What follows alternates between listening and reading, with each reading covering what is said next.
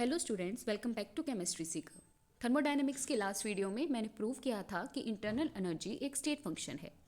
अगर आपने वो वीडियो अब तक नहीं देखी है then go and give it a watch now. अगर आप वो वीडियो देख चुके हैं then let's begin our further discussion. मैंने उसमें बताया था कि how internal energy depends on both heat and work, but in real life in spite of depending on both of them separately, it depends on both of them simultaneously.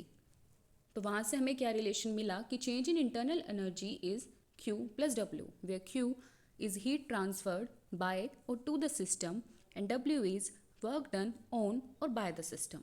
अब किसी भी given state के लिए heat और work very कर सकते हैं किस बेसिस पे कि उस स्टेट में चेंज किस पाथ से आया है। That is this both are path functions, we already know that. But जब मैं इन दोनों का एडिशन कर रही हूँ तो मुझे जो एक्सप्रेशन मिलती है that is for change in internal energy, जो कि एक स्टेट फंक्शन है। So in conclusion we can say heat और वर्क को जब मैं सेपरेटली इंडिविजुअली ट्रीट करती हूँ तो वो एक पाथ फंक्शन है, लेकिन जब मैंने उनका एडिशन कर दिया तो वो मुझे डिपिक्ट करते हैं चेंज इन इंटरनल एनर्जी को, जो कि एक स्टेट फंक्शन है। इसके बाद आइसोलेटेड सिस्टम क्या है?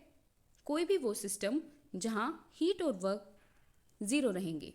It means if heat work is zero, heat is zero, तो change in internal energy also come out to be zero. जो इंटरनल एनर्जी है वो एक एब्सोल्यूट वैल्यू नहीं है, जैसे कि वॉल्यूम एक एब्सोल्यूट वैल्यू है। इस बात का मतलब क्या है?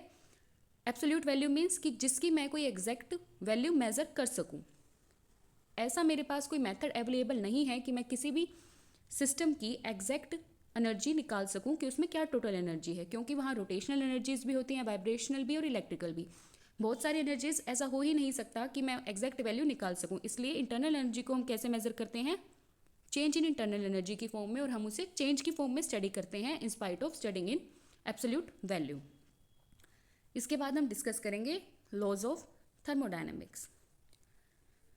सो first law of thermodynamic is also called law of conservation of energy. जैसा कि इसके नाम से ही पता चल रहा है, कंजर्वेशन ऑफ एनर्जी यानी हमेशा एनर्जी कंजर्व रहेगी, यूनिवर्स की energy, that is energy of the universe is conserve.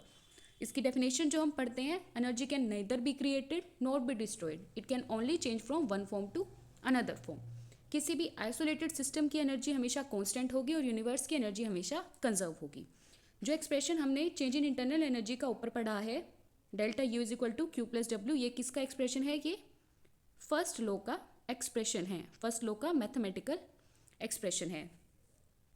इसके बाद है जीरोथ लॉ।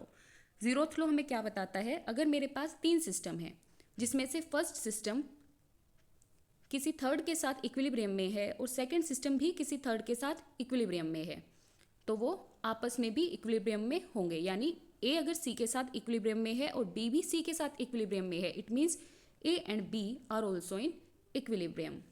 सेम मैंने इस ट्रायंगल वाले डायग्राम से आपको समझाया है कि if A is in equilibrium with B and A is in equilibrium with C, then B and C are also in equilibrium with each other. Then second law of thermodynamics is entropy of a system will always increase or remain constant and never decrease. Main point is it never decreases. Entropy is randomness, यानी मेरे system की randomness या तो कभी increase हो सकती है या वो कांस्टेंट रह सकती है, लेकिन ऐसा कभी नहीं होगा कि मेरे सिस्टम की एंट्रोपी या रैंडमनेस डिक्रीज हो जाए। सेकेंड लॉ ही हमें किस बारे में बताता है? हीट फ्लो के बारे में भी हमें सेकेंड लॉ से पता चलता है कि हीट हमेशा hotter to colder regions of matter की तरफ फ्लो होगी। सेकेंड लॉ हमें दो बातें बता रहा है कि एंट्रोपी हमेशा या तो इंक्रीज होगी या वो कांस्टेंट रहेगी, it never decreases, and it also tells about the heat flow that heat always flow from hotter to colder regions of matter.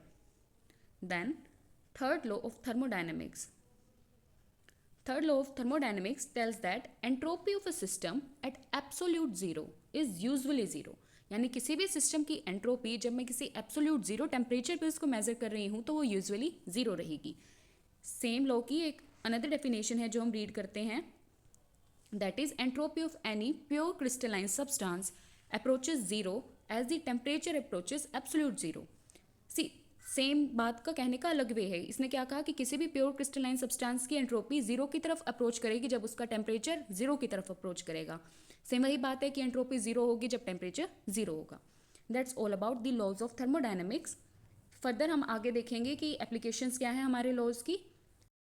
Keep watching for further videos. Thank you.